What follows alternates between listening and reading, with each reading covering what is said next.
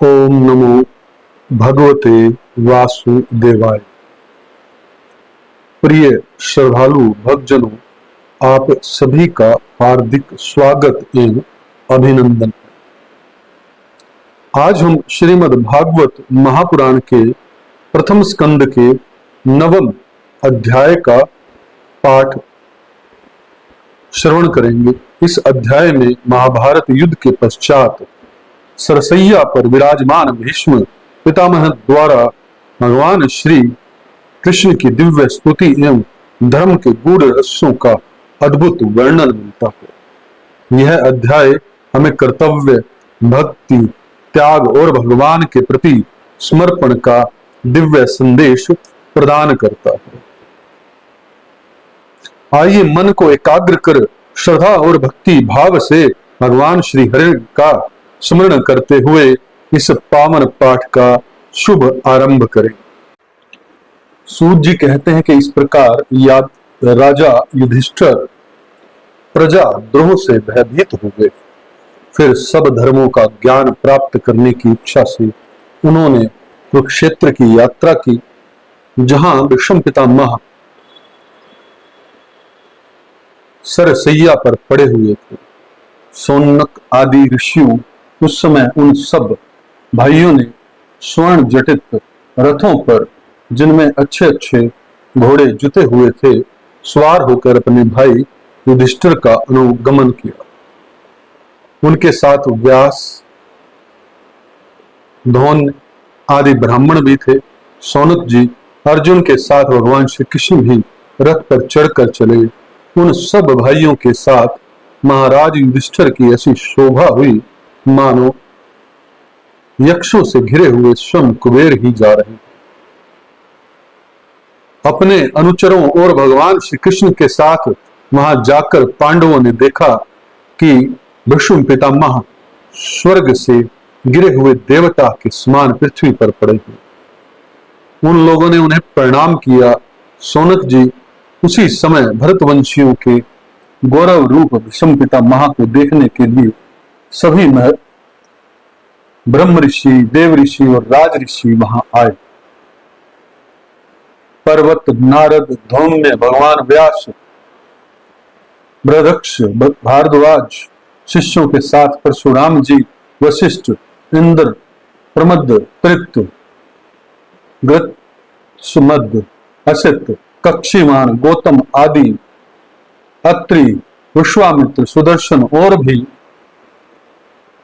सुखदेव आदि शुद्ध हृदय महात्मा गण एवं शिष्यों के सहित कश्यप, अंगिरा पुत्र बृहस्पति आदि मुनिगण भी वहां पधारे।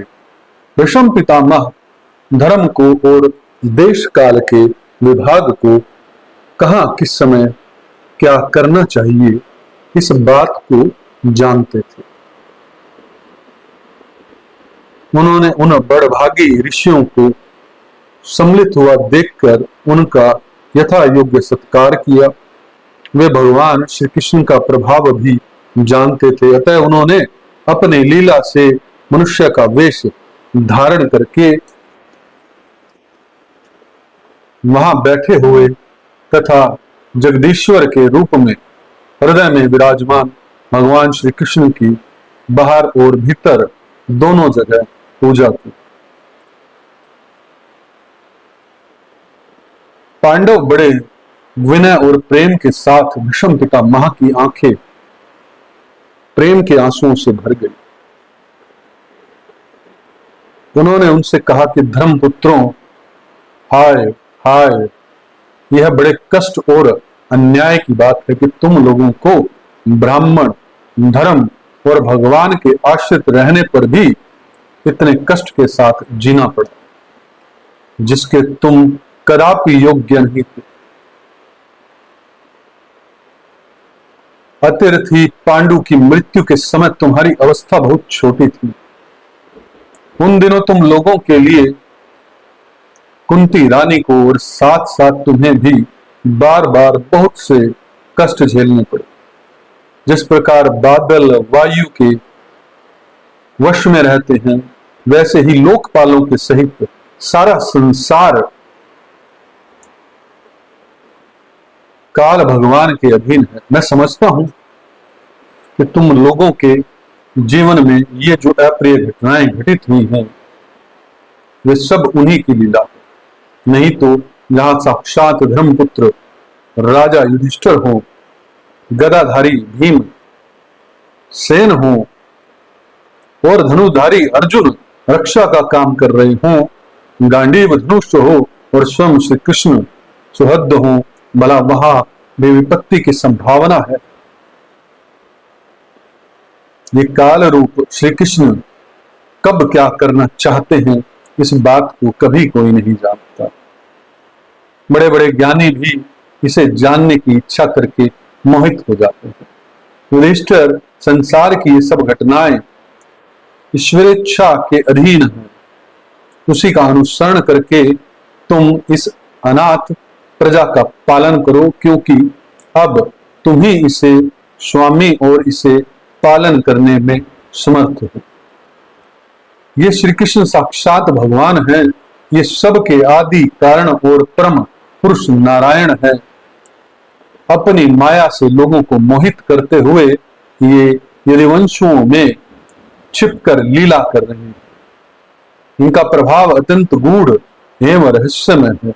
युधिष्ठिर उसे भगवान शंकर, देवऋषि नारद और स्वयं भगवान कपिल ही जानते हैं, जिन्हें तुम अपना मेरा भाई, प्रिय मित्र और सबसे बड़ा हितु मानते हो, और जिन्हें तुमने प्रेम वश अपना मंत्री, दूत और सारथी तक मनाने में संकोच नहीं किया, वे स्वयं परमात्मा है। इन सर्वात्मा, समदर्शी, अद्वितीय, अंगकार रहित और निष्पाप परमात्मा में उन ऊंचे नीचे कार्यों के कारण कभी किसी प्रकार की विषमता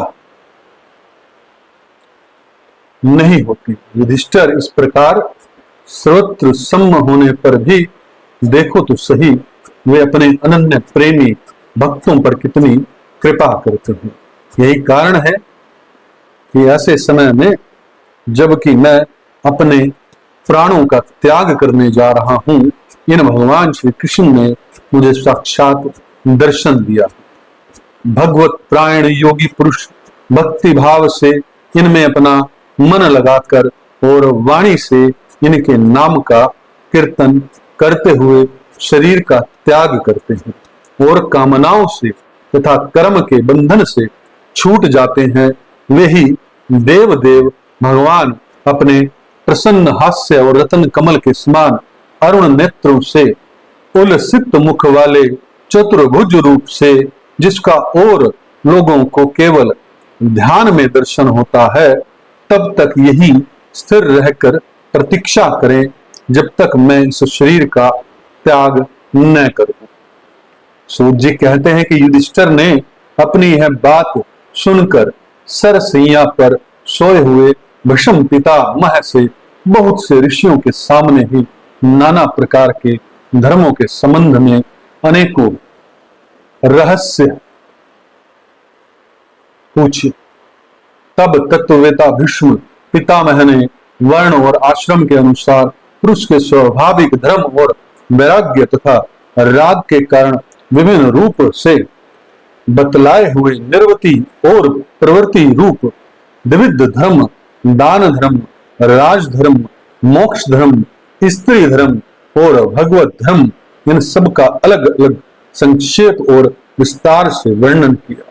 सोनक जी इनके साथ ही धर्म, अर्थ, काम और मोक्ष, इन चारों पुरुषार्थों का तथा इनकी प्राप्ति के लिए साधनों का अनेकों उपाख्यान और इतिहास सुनाते हुए विभाग से वर्णन किया। भीष्म पितामह इस प्रकार धर्म का प्रवचन कर ही रहे थे कि वह उत्तरायण का समय पहुंचा, जिसे मृत्यु को अपने अधीन रखने वाले भगवत प्रायण योगी लोग चाहा करते। उस समय हजारों रथियों के नेता भीष्म पितामह ने वाणी का संयम करके मन को सब ओर से हटाकर अपने सामने स्थित आदि पुरुष भगवान श्री कृष्ण में लगा दिया। भगवान श्री कृष्ण के सुंदर चतुर्भुज विग्रह पर उस समय पीताम्बर फहरा रहा था। भीष्म जी की आंखें उसी पर एक टक लग गई। उनको शास्त्रों की चोट से जो पीड़ा हो रही थी वह तो भगवान के दर्शन मात्र से ही उनको शस्त्रों की चोट से जो पीड़ा हो रही थी वह तो भगवान के दर्शन मात्र से ही तुरंत दूर हो गई तथा भगवान की विशुद्ध धारणा से उनके जो कुछ अशुभ शेष थे वे सभी नष्ट हो गए। अब शरीर छोड़ने के समय उन्होंने अपनी समस्त इंद्रियों के वृत्ति विलास को रोक दिया और बड़े प्रेम से भगवान की स्तुति की। भीष्म जी ने कहा कि अब मृत्यु के समय मैं अपनी यह बुद्धि जो है अनेक प्रकार के साधनों का अनुष्ठान करने से अत्यंत शुद्ध एवं कामना रहित हो गई है, यदुवंश शिरोमणि अनंत भगवान श्री कृष्ण के चरणों में समर्पित करता हूँ, जो सदा सर्वदा अपने आनंदमय स्वरूप में स्थित रहते हुए भी कभी विहार करने की, लीला करने की इच्छा से प्रकृति को स्वीकार कर लेते हैं, जिससे यह सृष्टि परंपरा चलती है। जिनका शरीर त्रिभुवन सुंदर एवं श्याम कमाल के समान सांवला है, जिस पर सूर्य रश्मियों के समान श्वेत पीताम्बर लहराता रहता है और कमल सदृश मुख पर घुंघराली अलंके लटकती रहती हैं, उन अर्जुन सखा श्री कृष्ण में मेरी निष्कपट प्रीति हो। मुझे युद्ध के समय ही उनकी यह वह विलक्षण छवि याद आती है। उनके मुख पर लहराते हुए घुंघराले बाल घोड़ों की टाप की धूल से मटमैले हो गए थे और पसीने की छोटी छोटी बूंदे शोभायमान हो रही थी। मैं अपने तीखे बाणों से उनकी त्वचा को बींध रहा था। उन सुंदर कोच मंडित भगवान श्री कृष्ण के प्रति मेरा शरीर, अंतकरण और आत्मा समर्पित हो जाए। अपने मित्र अर्जुन की बात सुनकर, जो तुरंत ही पांडव सेना और कौरव सेना के बीच में अपना रथ ले आए और वहां स्थित होकर जिन्होंने अपनी दृष्टि से ही शत्रु पक्ष के सैनिकों की आयु छीन ली, उन पार्थ का भगवान श्री कृष्ण में मेरी परम प्रीति हो। अर्जुन ने जब दूर से कौरवों की सेना के मुखिया हम लोगों को देखा, तब पाप समझकर वह अपने 100 जनों के वध से विमुख हो गया। उस समय जिन्होंने गीता के रूप में आत्म विद्या का उपदेश दिया करके उसके सामूहिक अज्ञान का नाश कर दिया, उन परम पुरुष भगवान श्री कृष्ण के चरणों में मेरी प्रीति बनी रही। मैंने प्रतिज्ञा कर ली थी कि मैं श्री कृष्ण के शस्त्र ग्रहण कराकर छोड़ूंगा। उसे सत्य एवं ऊंची करने के लिए उन्होंने अपनी शस्त्र ग्रहण न करने की प्रतिज्ञा तोड़ दी।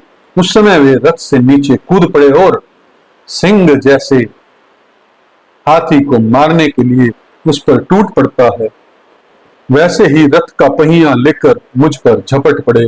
उस समय वे इतने वेग से दौड़े कि उनके कंधे का दुपट्टा गिर गया और पृथ्वी कांपने लगी।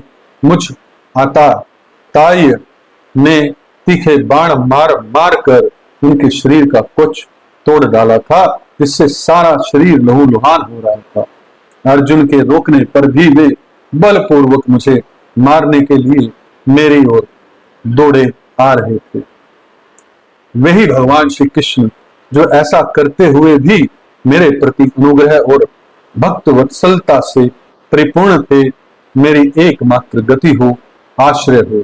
अर्जुन के रथ की रक्षा में सावधान जिन श्री कृष्ण के बाएं हाथ में घोड़ों की रास थी और दाहिने हाथ में चाबुक, इन दोनों की शोभा से उस समय जिनकी अपूर्व छवि बन गई थी तथा महाभारत युद्ध में मरने वाले वीर जिनकी इस छवि का दर्शन करते रहने के कारण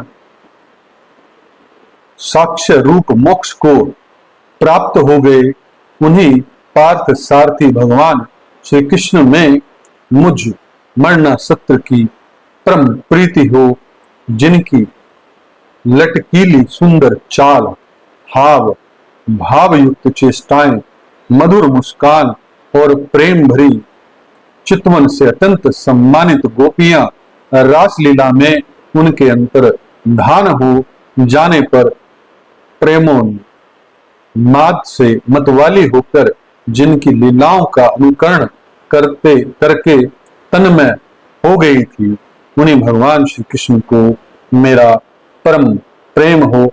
जिस समय युधिष्ठिर का राजसूय यज्ञ हो रहा था, मुनियों को बड़े बड़े राजाओं से भरी हुई सभा में सबसे पहले सबकी ओर से इन्हीं सबके दर्शनीय भगवान श्री कृष्ण की मेरी आंखों के सामने पूजा हुई थी, वही सबके आत्मा प्रभु आज इस मृत्यु के समय मेरे सामने खड़े हैं।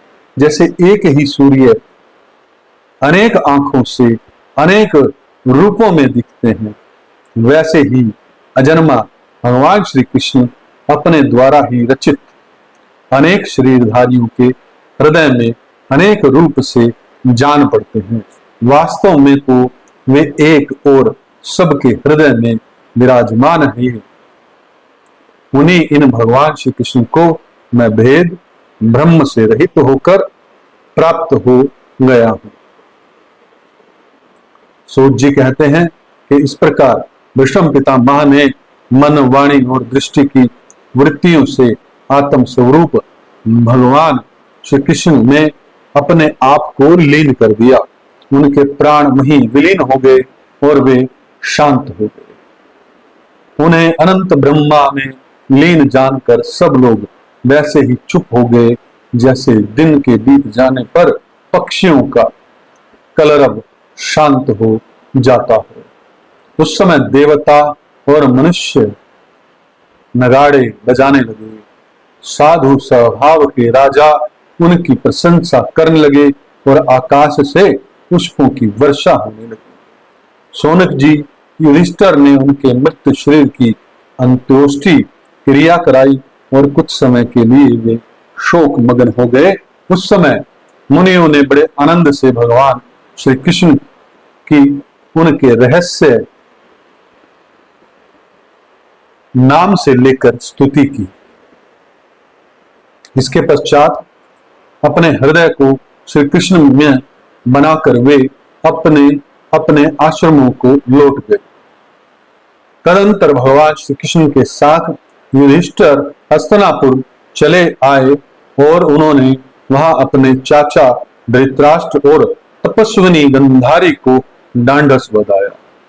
फिर धृतराष्ट्र की आज्ञा और भगवान श्री कृष्ण की अनुमति से समर्थ राजा युधिष्ठिर अपने वंश परंपरागत साम्राज्य का धर्म पूर्वक शासन करने लगे।